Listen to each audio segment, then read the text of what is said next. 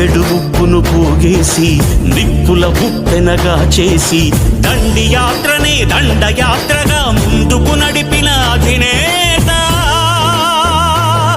సిసలైన జగజ్జేత. చరఖాయంత్రం చూపించి స్వదేశీ సూత్రం నేర్పించి నూలు పోగుతో మదపుటేనుగల బంధించాడు రజాతి పిత. సంకల్ప బలం చేత సూర్యుడస్తమిల్చని రాజ్యానికి పడమర దారిని చూపిన క్రాంతి.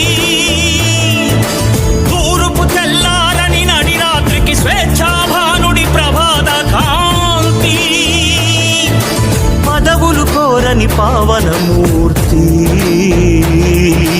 హృదయాలేలిన చక్రవర్తి.